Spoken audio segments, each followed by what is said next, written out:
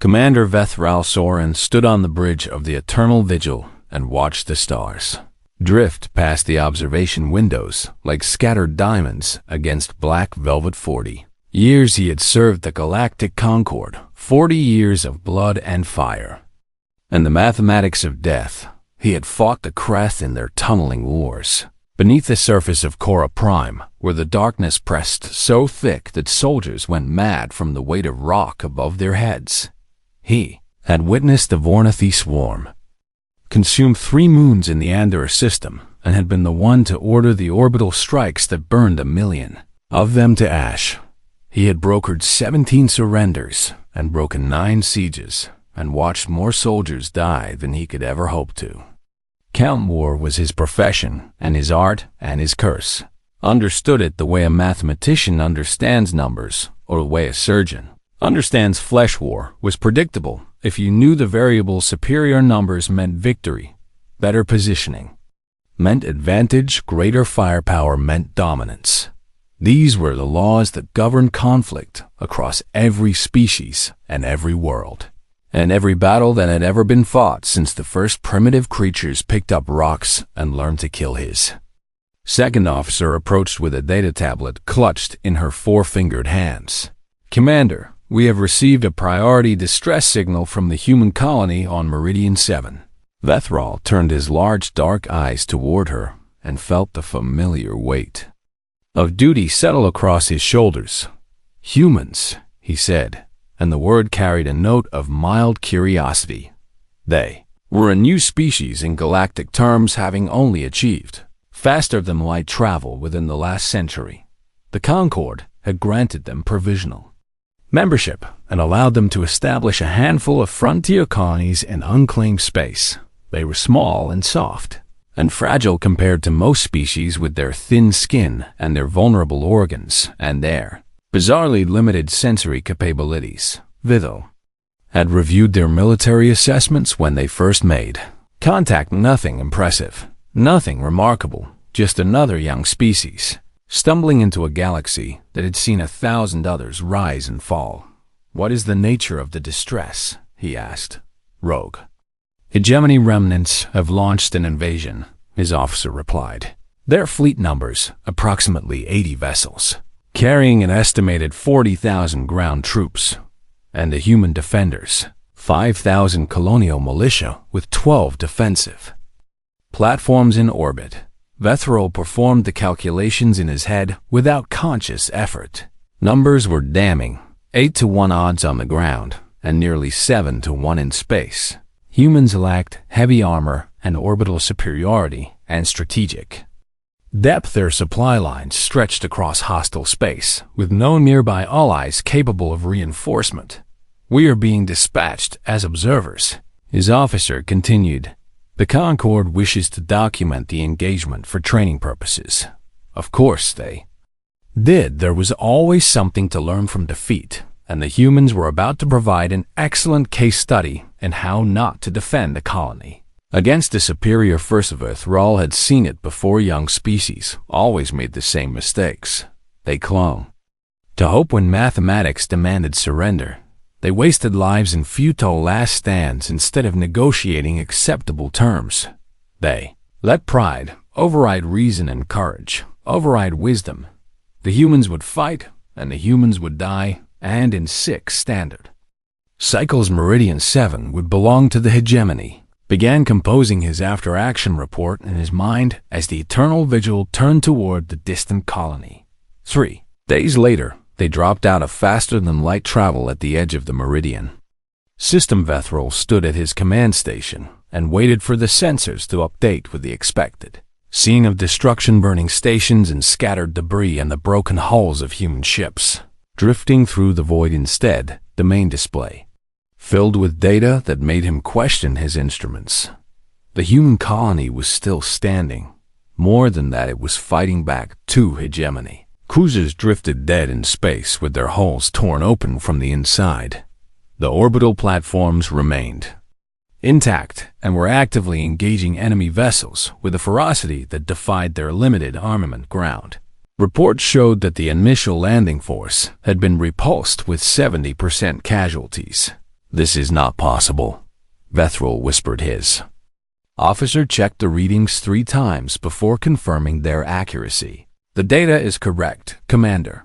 He stared at the display as a human fighter squadron executed a maneuver that should have been suicide and somehow emerged victorious from a cloud of enemy interceptors. The pilots were not just fighting. They were hunting a communication signal reached the eternal vigil from the human command center on the planet's surface.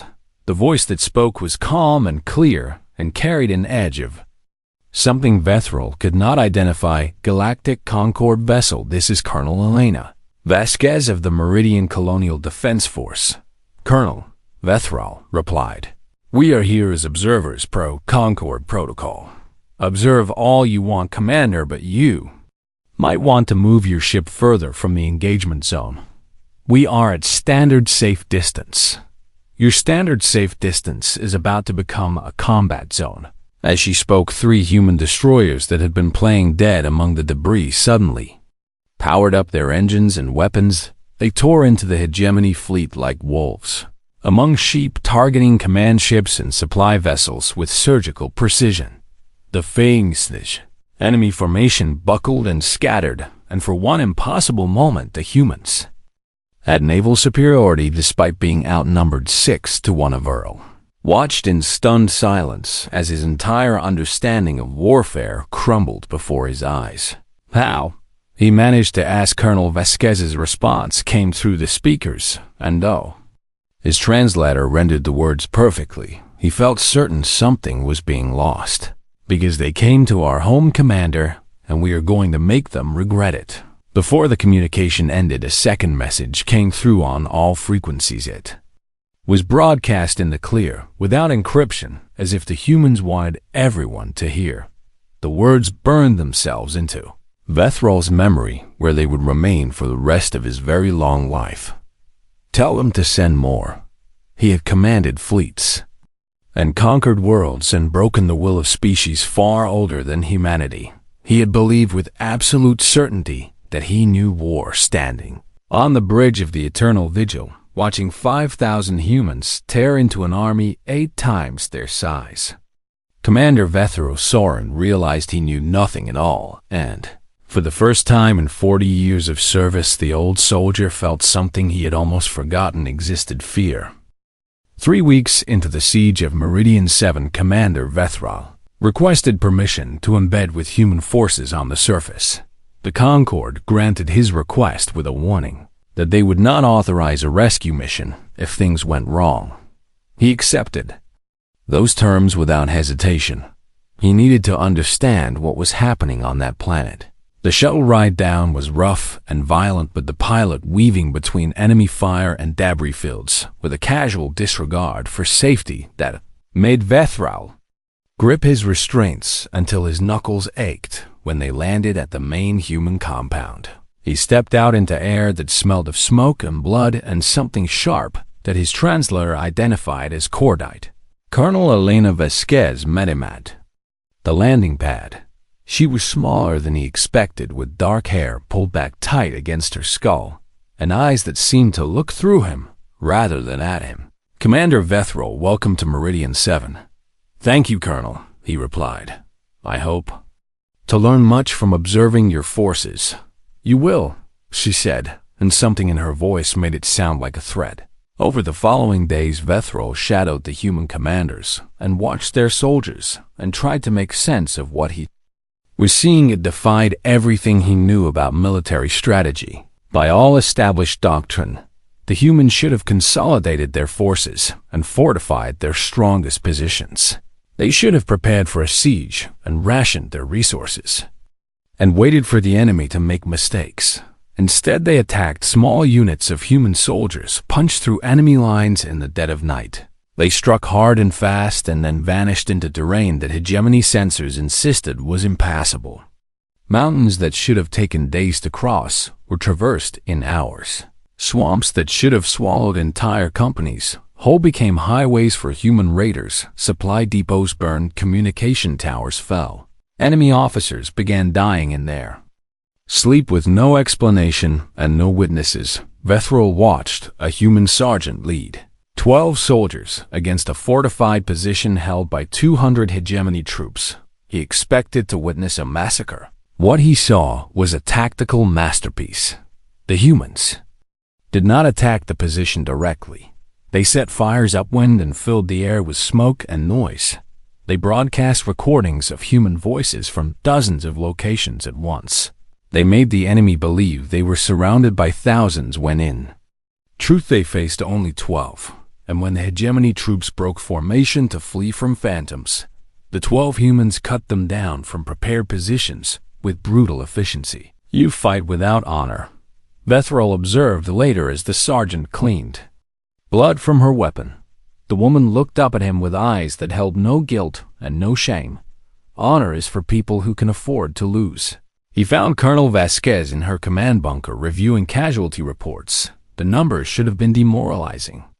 The humans had lost nearly a quarter of their original force, but Vasquez studied the data with the cold calculation of someone counting ammunition rather than lives. "You are not disturbed by these losses?" Bethrol asked. "Every one of them hurts," she admitted.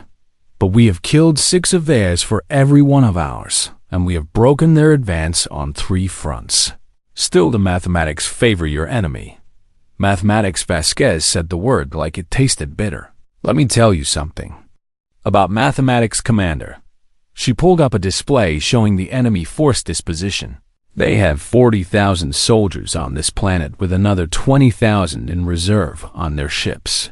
And you have fewer than 4,000 remaining. Correct, and in 3 weeks we have made them afraid to patrol in groups smaller than 50. She zoomed the display to show a hegemony forward operating base. "They have established 17 strongholds across the continent, and every single one of them is fully fortified with overlapping fields of fire and constant surveillance. A sound defensive strategy. It means they are hiding, Commander." She turned to face him fully, and in her eyes he saw something that his people had no word. For 40,000 soldiers with orbital support and heavy armor, and they are hiding from 4,000 colonists with rifles and improvised explosives. "You cannot win," Bethrol said. "Surely you must see that. Define winning." The question caught him off guard. "Achieving your strategic objectives while denying your enemy theirs." "Then we are winning right now," Vasquez replied. "Their objective was to take this colony in 2 weeks, and they have been here for 3, and they control less than 15% of the planet.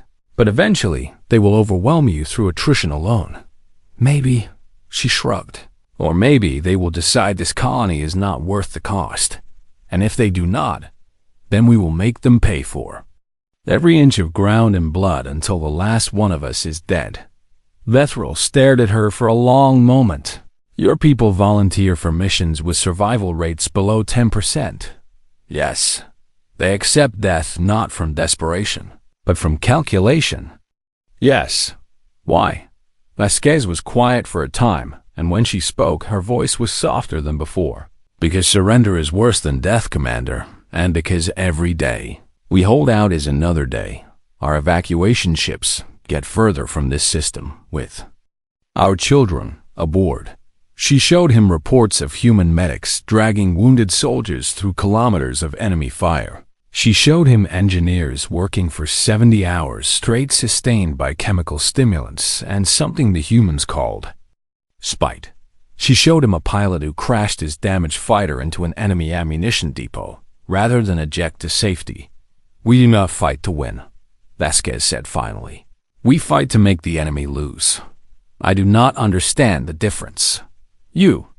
"Well," a communication alert interrupted them. Enemy reinforcements had been detected entering the system. The hegemony commander was requesting a negotiated surrender. Finally, Bethrol breathed. "This madness can end." Vasquez read the terms and then deleted the message without response. "Colonel, you must consider this." "I have considered it. They are offering favorable terms. They came to our home, Commander," Vasquez replied, and her voice carried the weight of something ancient and terrible. "They killed our people and burned our cities, and now they want us to surrender so they can take what remains." but you cannot win. You keep saying that word." She smiled, and it was not a pleasant expression. "They came here to take our home, and now they do not get to leave." Vethrol felt a chill run through his body, despite the warmth of the bunker. "You are going to fight to the last." "No, Commander." Colonel Elena Vasquez turned back to her displays and began issuing orders. "For the coming battle, we are going to make them wish they had never heard the name humanity." The night before the reinforcements arrived, Vethrol found Colonel Vasquez alone in a small room off the main command center. She sat in front of a terminal with a glass of amber liquid in her hand and shadows under her eyes that spoke of too many sleepless nights. "May I join you?" he asked. She gestured to an empty chair without looking up.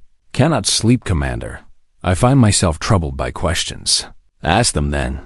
He settled into the chair and studied her profile in the dim light. "Why are humans like this?" Vasquez laughed, but there was no joy in the sound. "That is a question philosophers have been asking for thousands of years. I have fought 17 species across 40 years of service," Vethrol said. "I have seen courage and cowardice, and everything between, but I have never seen anything like your people." "Is that a compliment or an accusation?" "I am not certain." She turned to face him, and something in her expression shifted. "Do you know how the Kaleri achieved spaceflight, Commander?" Of course, we developed it gradually over 3,000 years through peaceful cooperation between our nation-states and the Vornathi. They evolved as a hive species with shared consciousness, so conflict was rare among them. Every major species in the Concord followed a similar path, Vasquez said. "You achieved unity before you reached the stars, and war for you was always a tool to be used carefully and sparingly. This is the natural progression of civilization. Not for us." She pulled up a display and began showing him records from Earth's history. Vethrol watched in growing horror. He saw humans splitting the atom and immediately using it as a weapon against their own kind. Saw cities burned to ash in seconds with hundreds of thousands dead in the time it took to blink. He saw trenches stretching across continents, filled with soldiers dying by the millions for a few meters of mud. Saw chemical weapons that melted flesh and burned lungs and left survivors screaming for death. He saw a systematic extermination of entire populations based on nothing more than the shape of their features or the name of their god. "This cannot be accurate," he whispered. "Every word is documented." Vasquez replied, "We have records going back 10,000 years, and there is not a single generation that did not know war. How did you survive?" "Barely." She showed him something called the Cold War, where two human factions had aimed enough nuclear weapons at each other to destroy their planet several times over. "For 50 years we lived on the edge of extinction," she said. "Every day we woke up knowing that by nightfall everything could be gone. And yet you continued building weapons." "Yes." "Why?" "Because the other side had weapons, and neither side trusted the other to disarm first." Vethrol tried to comprehend a species that would rather risk total annihilation than show weakness to their enemies. He could not. "We call it mutually assured destruction," Vasquez continued. "The idea that if one side launches an attack, both sides will be completely destroyed. That is madness. It kept the peace for half a century." She showed him more guerrilla warfare, where small bands of fighters would resist occupying armies for decades, through patience and terror and an absolute refusal to surrender. Scorched earth tactics, where retreating forces would destroy everything of value rather than let it fall into enemy hands. Siege warfare, where cities would starve for years rather than open their gates. "We have a saying on Earth," Vasquez said. "Give me liberty or give me death." "What does it mean?" "It means that for humans, there are things worse than dying." Vethrol sat in silence for a long time, processing what he had learned. His people feared extinction. All species feared extinction. It was the most fundamental drive of any living thing to survive and reproduce and continue. Humans had stared into the face of extinction so many times that they had developed something. Beyond fear, they had developed spite. "Tell me about spite," he said. Vasquez smiled, and it was the first genuine smile he had seen from her. "Spite is when you suffer purely to deny your enemy satisfaction." "I do not understand. Imagine you are starving to death, and your enemy offers you food if you will kneel and beg. A rational being would kneel. A human would starve, even knowing they would die, especially knowing they would die." Vasquez took a long drink from her glass. "Because the enemy wants you to kneel, and the only power you have left is to deny them what they want. This is not rational. No, it is human." She leaned back in her chair and stared at the ceiling. "We nearly destroyed ourselves, Commander, not once, but many times, and every single time we found a way to survive, not because we were smart or strong or lucky, but because we refused to give up. And you brought this with you to the stars. It is all we know." Vethral thought about the pilot who had rammed his fighter into an enemy ship rather than eject. He thought about the medic who had carried her wounded friend through 2 kilometers of fire. He thought about the engineers held together by chemicals and willpower. Every other species learned war as a tool.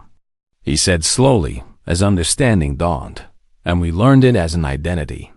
Vasquez finished. The communication system crackled with an alert long range. Sensors had detected the hegemony reinforcement fleet entering the outer system, 40,000 fresh troops with heavy armor and orbital support, against 1,200 exhausted defenders with dwindling ammunition and no hope of rescue, Colonel. Vethral said, "You must consider evacuation." "To where, Commander?" she replied calmly. "Our ships are gone and there is nowhere to run." "Then perhaps negotiation." "I already told you that is not an option. You will all die."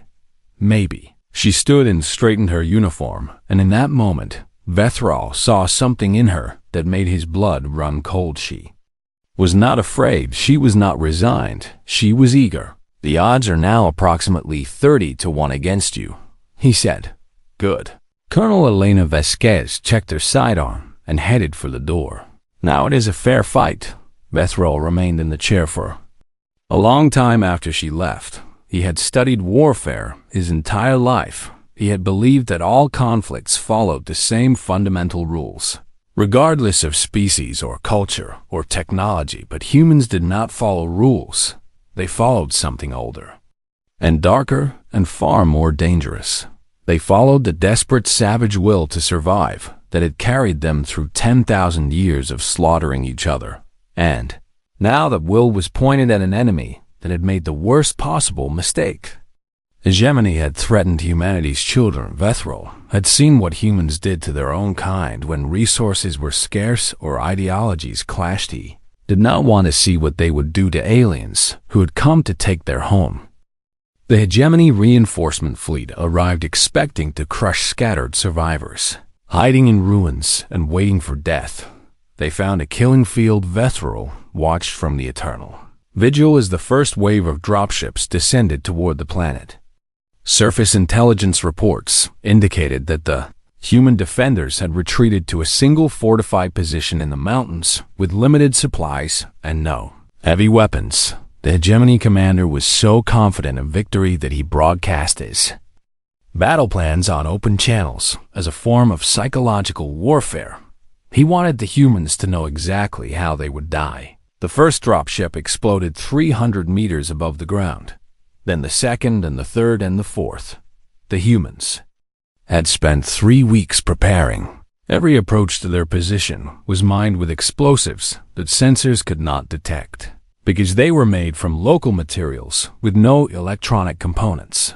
The landing zones that appeared safe on orbital scans were killing grounds with overlapping fields of fire from positions hidden so well that even Vethral could not identify them. The first wave lost 60% of its troops before a single soldier set foot on the ground. The second wave fared no better. Hegemony commanders screamed orders into their communicators. demanding to know how a handful of exhausted colonists could cause such devastation. They received their answer when the third wave landed successfully, only to discover that the ground beneath them had been hollowed out. The humans had dug tunnels, not with powered equipment that would have been detected, but by hand with primitive tools and nothing but time and desperation. Those tunnels connected every major position in a network that stretched for dozens of kilometers beneath the surface. As the hegemony troops advanced toward what they believed was the main human stronghold, they left their flanks exposed to enemies that could appear from anywhere. Human soldiers emerged from hidden entrances behind enemy lines, struck hard, and vanished before reinforcements could arrive. Supply convoys were ambushed and destroyed. Command vehicles were targeted with improvised explosives that seemed to know exactly where to hit for maximum damage. Communications were jammed or intercepted or corrupted with false information that sent entire battalions marching into prepared kill zones. Vethrol requested permission to observe from a forward position and was transported to a mountain overlooking the main battlefield. What he witnessed from that vantage point would haunt him for the rest of his life. The humans did not just fight. They broke their enemies' holographic projectors, created phantom armies that appeared on sensors and drew fire away from real positions, captured enemy communications equipment, broadcast false orders that turned hegemony units against each other. Human snipers targeted officers with such precision that within 3 days, no one would accept a command position, and through it all the humans maintained a constant stream of psychological warfare. Signs appeared on walls in enemy-held territory, reading, "We know your name," with the actual names of soldiers written below. Recordings of hegemony casualties screaming in pain were broadcast on military frequencies. Bodies were arranged in patterns that held significance in hegemony culture as grave insults to their ancestors. The enemy soldiers began to crack, not from casualties alone, because the hegemony had suffered worse losses in other campaigns and continued fighting. They cracked from fear. They had never faced an enemy like this. Every other species they had conquered followed predictable patterns of resistance and eventual surrender, but these humans refused to acknowledge the reality of their situation. They fought like they could win, even when mathematics said victory was impossible. They accepted losses that should have broken any rational force and kept attacking. They seemed to want the war to continue. Vethrol watched a human pilot execute a maneuver that should have killed him 3 times over. The pilot's fighter was damaged beyond safe operation, with systems failing and fuel leaking and fire spreading through the cockpit. Any rational being would have ejected. Instead, the pilot aimed his dying ship at the bridge of a hegemony command cruiser. He broadcast a single word on all frequencies as he hit. Remember, the cruiser's command staff was killed instantly, and with them died the coordination that held the enemy fleet together. Human destroyers that had been hiding among debris fields launched a coordinated attack that destroyed 7 more vessels before the hegemony could respond. On the ground, human forces executed what Vasquez called the hammer and anvil. A frontal assault drew enemy attention and firepower, while flanking units circled behind to cut off retreat. The tactic was older than human spaceflight by 3,000 years, and it worked because it exploited something fundamental about how minds processed threat. When surrounded beings panicked, when panicked, they made mistakes. And humans had learned over millennia exactly how to exploit those mistakes. The hegemony line broke, not in one place but in dozens, as unit after unit lost cohesion and fled. Officers tried to rally their troops, but the officers kept dying to sniper fire that came from impossible angles. Communications failed and units could not coordinate, and the retreat became a rout. Vethrol watched 40,000 soldiers who should have conquered this world in days, running in terror from 1,200 defenders who refused to let them run. The humans pursued. They did not offer mercy because mercy would let survivors warn others. They did not take prisoners, because prisoners required resources they did not have. They hunted the fleeing enemy through forests and mountains and swamps until the screaming stopped when it was over fewer than 5,000 hegemony soldiers remained alive, and most of those were too broken to fight. Their commander sent a desperate transmission to any ship that could hear. We surrender, please make them stop," Colonel Vasquez responded.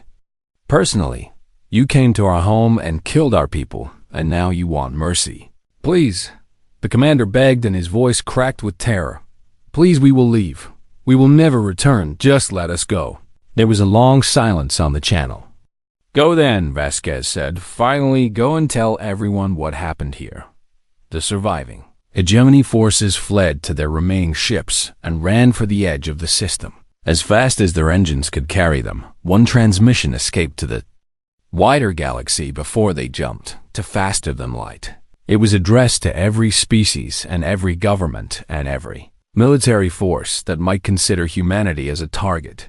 "Do not engage humanity and do not threaten humanity," the message read. "They are not like us, and they were forged in something we cannot understand, and if you make them your enemy, they will not stop until you are destroyed."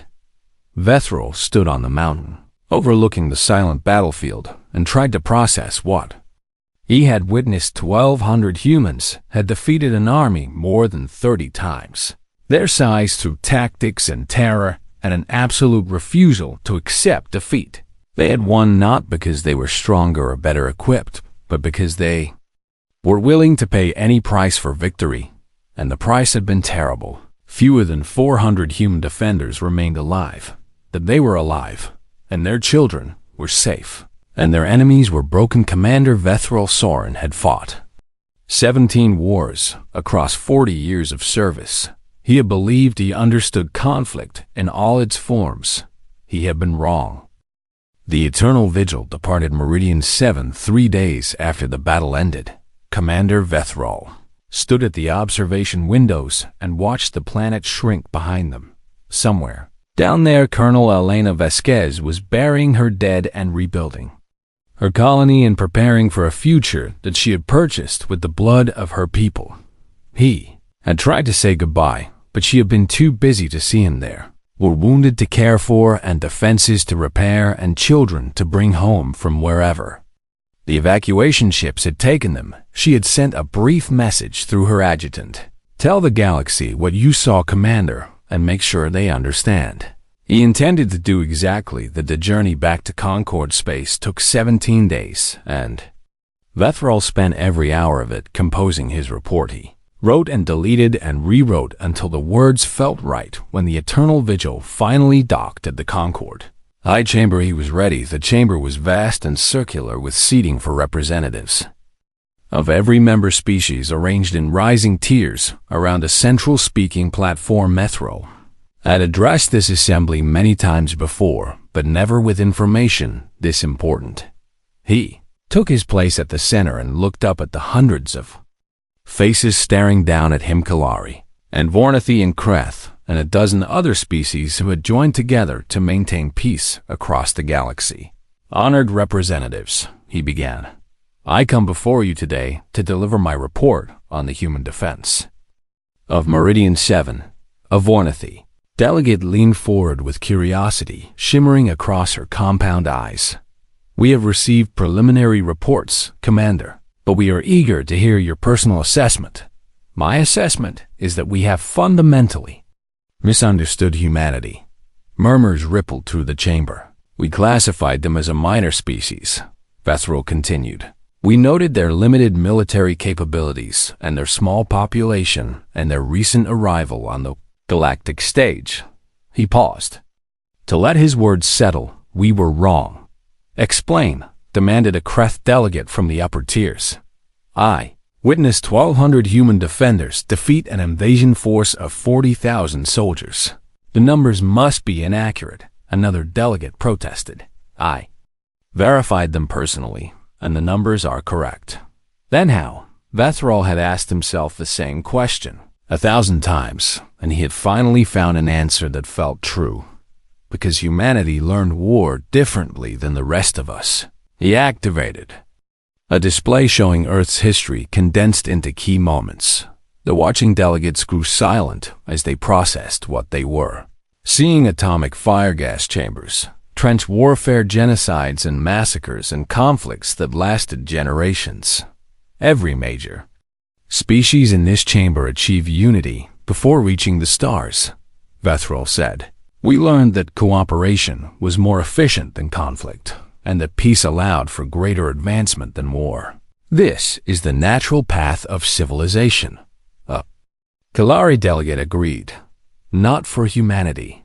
He showed them the pilot ramming his ship into an enemy bridge. He showed them the medic carrying her wounded friend through fire. He showed them tunnels dug by hand through kilometers of rock. Humans did not evolve toward peace, Vethril said. They evolved through war, and they became very, very good at it. Are they a threat? The Vornathi delegate asked at Vethril. Considered the question carefully. They are the greatest threat this galaxy has ever known. Alarm spread through the chamber, and he continued before panic could take hold. They are the greatest ally we could hope for. You cannot have it both ways, Commander. I can and I do because both statements are true. He stepped forward and raised his voice to fill the chamber. Humanity does not fight like us, and they fight like survivors. Like a species that has stared into the void of self-annihilation and chosen again and again to endure. They have concepts we lack words for, like spite and scorched earth and mutually assured destruction. They have tactics that predate their spaceflight by millennia and remain effective because they exploit fundamental weaknesses in how thinking beings process fear. They accept losses that would break any other species, and they keep fighting because surrender is worse to them than death. He paused, and they protect their own with a ferocity that borders on madness. What do you recommend? The Vornathi delegate asked. Immediate diplomatic overtures and full alliance and complete integration into Concord defense structures. You want to bring these humans into our military command. I want them fighting beside us rather than against us. A Kreth delegate made a sound of disgust. You speak of these creatures as if they are worthy of respect. They are. They are primitives who solve problems with violence. They are survivors who have mastered violence as a tool of survival. Vethril turned to face the Kreth directly. I have fought your kind in the tunneling wars, and I have witnessed the Vornathi swarms, and I have broken sieges and ordered bombardments that killed millions. I thought I knew war. I was wrong. He let those words hang in the air. War, as we understand it, is a buzdia. Game of resources and territory and acceptable outcomes. What humanity practices is something else entirely. It is older and darker and far more powerful. It is the savage, desperate will to survive that carried them through 10,000 years of slaughtering each other. And now they have brought that will to the stars. The chamber was silent. The hegemony made a mistake, Vethril concluded. They threaten humanity's children, and they learned what happens when you give humans something to protect. We should not make the same mistake. We should make humanity our friends, our partners, our allies, because I have seen what they do to their enemies, and I would not wish that fate on anyone. He stepped back from the speaking platform and waited. The debate lasted for hours, but in the end, the vote was unanimous. Humanity would be offered full membership in the Galactic Concord with all the rights and protections that entailed. Vethril returned to his quarters and recorded one final entry in his personal log. I have served the Concord for 40 years, and I believed I understood the nature of conflict. I believed that war was predictable, and that victory went to the side with superior numbers and resources. Meridian 7 taught me otherwise. Colonel Vasquez told me that humans do not fight to win. They fight to make the enemy lose. I understand the difference now. Fighting to win means seeking advantage and pressing that advantage until the enemy surrenders. Fighting to make the enemy lose means denying them victory at any cost, even total destruction of yourself. It is an approach that makes no rational sense. And it is terrifying. I watched 400 survivors bury 800 of their friends, and I saw no despair in their eyes, only pride. They had held their ground and protected their children, and made their enemies pay in blood for every meter of soil. That was enough for them. I thought I knew war until I saw humanity unleashed. Now, I know that I understood only a shadow of it. The humans have been practicing the real thing for a very, very long time, and the galaxy would do well to remember that. He closed the log and sat in darkness for a while thinking about Colonel Vasquez, and her tired eyes and her refusal to surrender. Somewhere out there, humanity was rebuilding. Meridian 7 and raising children who would grow up knowing that their parents had faced impossible odds and won. Those children would carry the same fire in their blood, the same desperate savage will to survive, the same refusal to kneel. Commander Vethral Soren smiled in the darkness. The galaxy had just become a much more interesting place.